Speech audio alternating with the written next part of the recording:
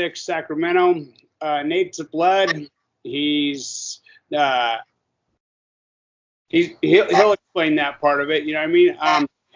So he's a blood, and if you haven't seen his story, he's on Fresh Out with Big Herc. You know, how'd that go with your boy? You know what I mean? Our boy. Great. That went great. You know, Fresh Out series / NateDogg. It was my first interview and first delve into this side of the world actually, and yeah, we're over 1 million views right now, and you know, I think it's coming across how we expected it to. You know, like gangbusters. Congratulations. You know, millions, a lot of views. You know, unless you're buying them. Right. So, Nate, so we know you got to prison. That's in the story. Right. Why don't you give them a little background as to how you grew up? Absolutely. Well, yeah, we can. My YouTube page is NateDogg916. But that's just the area code of the city I'm from. I'm actually from Del Paso Heights in Sacramento. It's the neighborhood I'm from. You know, I'm not a active gang banger, but I'm always going to be a gang member. You know what I mean? I'm always going to be from my neighborhood. That's just where I grew up. You can't take that away from me. You know what I mean? That's part of who I am. That's part of what made me what I am. You know, but So you were a gang member before you banger before you went inside. Absolutely. It was part of why I went inside. Right. It's partly. But I know the way you trying to, you know what I mean, you and me both, we trying to reach the kids and let them know that there's a better way and it's a better way to do this shit. So let's go, you know, like you said, let's go back. Let's go back to what got me to there. Respect, for sure. You know, I was you know, I got a little part of my memoirs of my life story I started writing, and I started out with, I'm just your basic biracial bastard, right? That's how I started out. That's not a disrespect to myself. That's just how I felt most of my life. You know, my mom was a young white lady who was taken advantage of by a man who didn't want anything to do with having a child. So she got he got her pregnant and left her all alone at 17 in San Francisco, California. Popular story. Yeah, very popular story. And she decided to do the best thing and come back to Sacramento where her family was. So she came back to Sac and moved into the ghettos here, you know what I mean, into the hood here, and started raising us here. And like she did everything she could, being, you know, her father was a KKK member, and he didn't like nothing that had to do with any of her children, basically. You know what I mean? So she was shunned from that side of the family for a while, to a certain extent. Some of them associated, but, you know, some of them didn't. And so she just had to do what she had to do. And basically what she had to do was associate and be around, you know what I mean? I didn't understand this when I was younger, but I understand it now. She had to be around a lot of undesirables, shall we say. You know what I mean? Like drug dealers and pimps and gang members and killers and robbers and all that. So Pimp slayers, alligator slayers. Right? So coming up my whole life, these are the kind of men I saw. And that's one thing me and you both know about psychology. That's one thing we know about the juvenile mind. It shapes and is formed by what it sees around it. You know what I mean? So this is all I saw around me. So this is all the idols and the models to look up to. That's all I saw. Right. You know? So then when it came point to wanting new clothes, and my mom didn't have a job, she was raised on AFDC, or welfare, for those who don't know what AFDC is. Right. That's all we had. So it was most of the time me getting my brother's hand-me-downs. You know, watch your lighting. Really sucks in the underwear and shoe department. Yeah, absolutely, right? But hey, my first pair of Jordans in my life was my brother's pair that he bought for himself when he got his own paper route. That was my first. He bought his own pair from a paper route. I should have followed his lead. And then I got my first pair from him. It was his pair. Nice. But, so I decided, you know, and my mom's idea was, if you want it, go out there and get it. I'm thinking now that she was probably saying go out there and get a job or mow some lawn. Yeah, right? Yeah. I took it as, okay, I'm going to go out here and get it then. So I'm around all these dudes that's out here in the neighborhood. They selling rocks. They see me hanging out all the time. After school, every day. I do my homework. I'm out there just chilling. Just chilling, hanging out with my friends, a couple of my friends, and then all the older dudes are over there selling dope. And one day, dude asked me, "Hey man, why is you always out here?" I'm not gonna say his name, but he asked me that, and I'm like, "Cause I'm trying to get some money."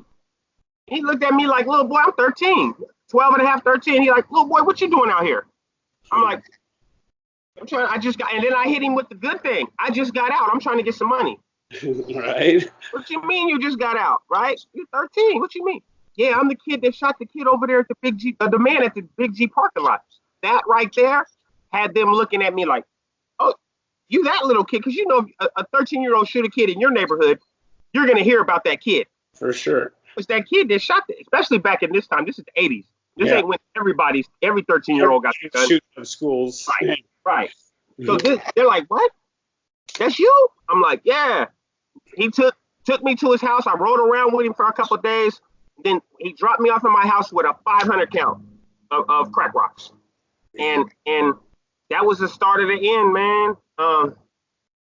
After that, it just kept going from juvenile institutions to never hit YA, but I hit everything else in juvenile institutions in my county, and then ended up in the county jail, of course, like always. And then that every county, you do the first little 90-day bid or whatever, then flip that to a 6 month, flip that to a year, just like doubling up drugs. I was doubling up time every time. I did mine backwards. I got 30 days and did 21 off of it. 21 years off of 30 days? Yeah. You went big the first time. Yeah. But then my first prison bid, as they could see on the Fresh Out series, is it was I took a deal for 18 years, and at that time I was looking at 68 to life. So it was like the lawyer was like, "Look, this is what you got. This is what they're talking about." And of course, I got my booking report still. It was like 7, 8 strikeable felonies on my booking report. Do you need some paper to get it out? Right? Now, hold on. Yeah, I got. Just post point on me so I can get this out real quick. Yeah. Yeah, it's like I jumped on a deal. I was young, 21 years old. You know what I mean? And I was like, I'm not. It's either take the and like I said before, man, I had already felt like me going to prison. It was honestly not to say, I'm not trying to sound like it wasn't a big deal, because it was really a big deal, but I felt like it was the perfect progression on what I was doing for my life anyway. Like, it was in the cards. That was the next step. Right. That's where I'm supposed to go. Right. I already did a year in the county. I'm supposed to go to prison next. Right. You know what I mean? So it was what it was. And then it's like I had a lot of people ask me, and I'm sure you've been asked this question 1,000 times, how you survive all them years? How you survive, how you make it mentally, not the physical stuff. We know how time, man. Yeah, we know how we do the physical stuff. We just do it. We don't think about that. They ask how we survive the mental part. And it's like, you gotta take the mental out of it and just lock in with that warrior spirit, man, and just do that, and then figure out how to live again. And that's what the hard part was. Yeah. Was out and coming out here and doing this part again. Yeah, what a shell shock, I mean, I know it was a shell shock for me. 18 calendars is a lot, my boy, you know what I mean? Let's just be, I did 17, so I did 17, I took a deal for 18. But yeah, that was that's a few showers, that'll hold you. It's a couple steel toilets, you know what I mean? Still toilet movements, you know what I mean? But and I know you think about it like this too. I mean, I'm pretty sure you do, because most people who've done a lot of time think about it the same way. It's like, it was just time, man. The only thing that really mattered was the first one and the last one, man. Really, when you all boils down, everything in between is just time. Like I said, this the hard part now. Right. Like when I was in there, having to do all the real shit. Like when I was in there, I didn't have no responsibility. Yeah. I didn't have to worry about nothing but going to yards, going to my little state jobs, and going back to my cage. Yeah, I mean, that's it. Here, you got job, bills, car payments, insurance, toilet paper, tin foil, right? baggies for, what I mean, lunch baggies, everything. You got to buy everything. Like, it's stuff you wouldn't think. You get toilet paper every week in prison. They sit in front of your door. Right. You good. Here, you got to go buy all this stuff. Right. And that's the crazy thing, because I still stock up hygiene, though. Like, I still stock my hygiene up in the hall closet. Everything's all lined up, like. Yeah. So if they come search my cell, I know they moved something. Like, oh, wait a minute, I need a cell search slip. Hold on, this has been moved. Yeah, yeah. What'd you take? Yeah, you guys did something. Y'all sneaking up in here without no slip. I need that. All right. Yeah, but like then it came out to this, man, and it's like I wouldn't trade this for nothing else that was before. You know what I mean? And I'm doing all right for myself, and that's part of the message that I'm trying to get across to a lot of the people that have been convicted of a felony and sent to prison, man, is that like just because we was in there, bro, that ain't the end of our life. You know what I mean? We still got to keep this crap going. If you fought that hard to make it through that hard time, and you stand on that line and you did your shit on that line, and you came out here, you already made it through the hard part of your life, man. Take advantage of the easy part. You didn't do all that to come out and fuck up and go back. Excuse my language, but to mess up and go back. No, yeah, I mean, but that is the recidivism rate is, they come out here and like you said, everything's easy in there, man. Everything's given to us. Mom and dad sent us a package. I mean, I didn't have it like that, you know what I mean? And Right. Some people got game, they got a girl, sent a package, grandma sends a package, you know what I mean? But all that shit's costing them. Yeah. And nowadays through Walkenhurst and shit, good God, bro. Oh yeah, walking horse and access. Candy bars $2. Yeah, they're killing them with these packages. You got to get those packages from the secure packs. You can't just send them from the streets no more like that. That started killing them. Ain't no more special purchase packages. It has to be all from companies. Yeah. And these companies are paying the California Department of Corrections a percentage out of everything. Because if not, how do you think they got the contract? You know, it's all big business, bro. Prison, you and I both know it's industry. Just business. Absolutely, it's definitely an industry. PIA's on the stock market. It is. It really is. NCCF's, all that shit's on the stock market. That's fire camp, right? NCCF, what's his name? Bob Barker owns one. Oh, yeah. Okay. Yeah. Little community correctional facilities is what I think. Oh, okay. So Bob Barker owns one of those? Bob Barker owns one, yeah. You never got a pair of Chucks? Bob Barker? The black and white ones? Yeah, those he provides those. Oh, wow. Yeah. Yeah. Price. The price is right. They like $2 to make them, but right. He's charging more. So anyway, I got you off subject. My bad. You know what I mean? Yeah. So, life shows up when we get out here. You're right. You know what I mean? And at the same time, like, no excuses. It's no excuses no more. Like, all that. I was in prison time. I can't get a job. I can't work a 9 to 5. You know what I mean? I can't do that. That's what I've always heard. That's excuses I've always heard coming up. Like, you can't get a job. You can't do this. And when I even came home, even people that I thought had my back were telling me that you might as well just chill and be retired, man, and live off your girl or whatever. Like, what? Like, that don't even sound right to me. Like, that don't even sound right. You froze up on me there, guy. There we go. The screen froze up. I just didn't want you being stuck. It's like right. that. Like, when I came home, people were like, just kick back. You know, enjoy being free for a while. I'm like, I don't have no time to enjoy being free. I don't all that enjoy being free. I gotta work. I gotta get to work. I gotta get to work creating this. You know what I mean? Creating my life. And like I said, I've been out a little over 5 years now. You know what I mean? And like I ain't had no bumps. I haven't looked back. I had no violations. They of course, they made me do all the parole, so I had to do all 3 years because I was a violent offender. But I give my parole, man, and I've had a job since the day I came home. So there's no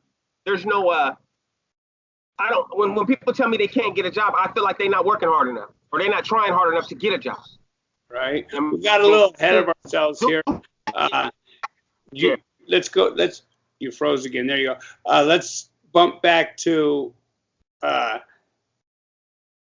what you did. Okay. How much time you spent fighting in the county jail. Right. And what it felt like walking on that first reception yard. Oh, okay. Yeah. Okay. So basically I had an individual who was from the opposite side who owed me money for drugs. Meaning he was a Crip? Yeah, he was a Crip. All right. From 60s, rolling 60s. Yeah. And he owed me money for drugs. And I was out of state, and I called him like, hey, I'm coming back, have my loot. He was like, have my money. And he was like, okay, I'll have it. And when I got back, he basically told me that I was paid, bro. Like, you'll get your money when you get it. So, I'm like, is that right? I was like, that's right. So basically I get off, you know what I mean? I get off right there, right where he said, I'm whooping him in the front of the apartment. We fight. I'm not really fighting. I'm whooping him in front of the apartment. You know what I mean? He jump up and he run up the stairs into the apartment. So I told the story on the other thing. I run up the stairs behind him. You know what I mean? I'm chasing him up the stairs. Yeah, there you go. And I hear somebody there's like 3 people in the house, and I hear somebody say, "What you grabbing a gun for?" So when I hear that, I got a heat on me. I was just gonna beat him up because I still wanted my money. So I snatched for mine. As soon as I come to the door, he's like from where I am to like not even 6 feet away from me, and I can see him. I can't tell. I don't have enough room to lift up, so I just slap him with it immediately as soon as I come to the door. When I hit him with it, it busts all this. He fall down. Then I see he don't even got no gun in his hand. Because as soon as he fall, I'm looking for his gun. I don't see no gun. So now I'm mad because I think you were reaching for a gun on me. You know what I mean? So first of all, I'm looking at it like you were in the wrong in the first place. You owe me money. So I continue to I continue to teach him a lesson with the pistol. Basically, enough times that he went into a coma, basically. You know what I mean? He went to the hospital. He went into coma. So basically, at the time, I'm on the run. They're looking for me for attempted murder. They're saying I was trying to kill him. Whatever. So I end up getting arrested on that for attempted murder. But while I was on the run, I'm looking at it like he's not gonna make it. So it's like no holds barred. Let's do this. I'm on the run. I'm robbing people. I'm robbing people that owe me money. But here's the thing is, they're calling the police and saying I robbed them. Right. Drug going dealers, against the code. They're slinging your dope, owing you money. Drug dealers. Yeah. And drug dealers are calling the police saying he's robbed me. Like, okay, so I got carjackings, robbery. And the thing about all these cases I had at this time, every one of those people owe me money for dope. Yeah. Every one of them. And you didn't have my money when I came, so I took whatever I wanted. And you called the police. Oh, he took my car. Yeah, I signed over the pink slip, but he took it. He forced me. Little do they know that was just interest, huh? Yeah, that's it. You were supposed to have my money already. I was being nice. Now I'm not being nice no more. Because now I stack up for my lawyers because I know eventually they're going to catch me. Right? So eventually they catch me, and they charge me with attempted murder, and then the carjacking, the robbery, the possession of a controlled substance, all these things, right? And but the possession of a controlled substance, they charged me with that in the county jail. Actually, I got ad booked for that because that was some stuff I came across in there somehow. I don't know. You caught a case inside? Yeah, I caught 2 cases inside. I caught an extortion case and a possession of a controlled substance case. Those are both in the county jail. All right. One was, once again, a dude owed me from dope, and he acted like he wasn't gonna pay me. So I went in. So I went in his cell. And I took his whole, I just took all his canteen and boxes and put them in my cell. And he went out and locked it up. He went out to the tower and locked it up. And while he's at the door locking it up, he tells them I had a problem with 210. And in Sac County, they have little speakers in our rooms. They turned my speaker on. You can't tell if your speaker's on at first. It takes about 2 minutes, and then it makes like a flip sound. Yeah. But for that 2 minutes, me and my celly, I'm young, I'm looking at the thing, and I'm like, why is dude going to the tower? Yeah, exactly. Told on myself, man. I told him myself. I'm fucking him up when he come back in here. Oh, he going to tell? Yeah, I'm whooping his ass. They came right up in there and got me and my celly. Oh yeah. Froze up again. There you go. You froze up again. Yeah, because I was like, as soon as he come back, I'm getting him. So basically, they came and got me instead. Right. Like, oh, you're not getting no. And I got here. Yeah, here I am. I did it. Yeah. So yeah, they but I was only in the county from than 90 days, and it went fast. Like, they came and told me how much time I was facing. I ain't gonna lie, I jumped on the first thing smoking, pretty much. Like, Okay, so it started breaking up a little bit. You were in there 90 days, you said? I didn't even have been less than 90 days. So they got 45 days to take you to speedy trial. You never waived no time. Yeah, I didn't ask for a trial. I took a deal before I even got any kind of trial. I think I went to two court dates, and I took the deal. Preliminary and arraignment. Yeah, I went. Yeah, and then once I went to my arraignment. I went to my prelim. I said, yeah, I'll just take the deal, man. Yeah. And it was 15 years, but on the way back, they added 3 more years for threatening a witness and coercing another to do harm to a witness.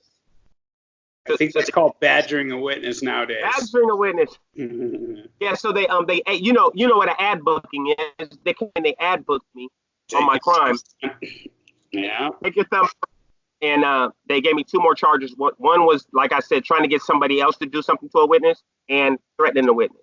So this 3 more years to the 15-year deal they were offering me, and made it an 18-year deal. So I was on my way to High Desert. Well, Tracy. Yeah, I love DBI. Yeah, so they sent me out to the branch to wait to go to Tracy, and it was out there, normal program. Right? Tracy is the reception for us. Yeah, okay. Up north. So you go on the main line there. You just went to the reception there. Yeah, I just went to the reception center. So that's a scary ass pen, being a young buck rolling in there. Well, okay, so when I was in the county jail, someone stealing your car? No, not mine. The neighbors. You're in jail. I was in the county jail, and I was in the county jail waiting to go to Tracy, and there you go. And sorry, I was in the county jail waiting to go. They sent us to a branch in El Grove, California, to wait to go, because we were just sitting waiting. So there's regular program, but then I hit Tracy, and like you said, it's a different world, right? Everything's different, and I was used to that other world, that county jail shit. I did that, you know what I mean? But I had an OG tell me while I was in the county waiting to go to Tracy, or waiting to go to prison. He was an older dude from my neighborhood, and he said, the first person, because he knew me from the streets, he's like, the first person that says anything to you crazy, get on them and don't stop until the police pull you off of them.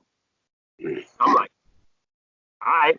So I get to Tracy on some scared to death, bruh. No bull. I'm seeing all these shots. Yeah, I'm like, no warning shots. And we get off the bus and dude just yelling at us like, no, look forward and don't, like that Pelican Bay, when you get off the bus in Pelican Bay, how they talk to you. They talk to you bad. I'm like, I'm walking, I'm like, shackled up. I'm looking at these other dudes. I'm like, now you can't tell I'm scared from looking at me, but some of these dudes you looking at them, you can tell their whole little look is like, I'm just like, inside I'm shivering, but outside it's like cool, calm, collected, like I've been here before, right?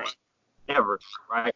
So I get to my cell, and my cellie, they got me in there with some like dope, fucking drug kicking dude who's only doing like a dry out, basically a 90-day dry out or some crap like that.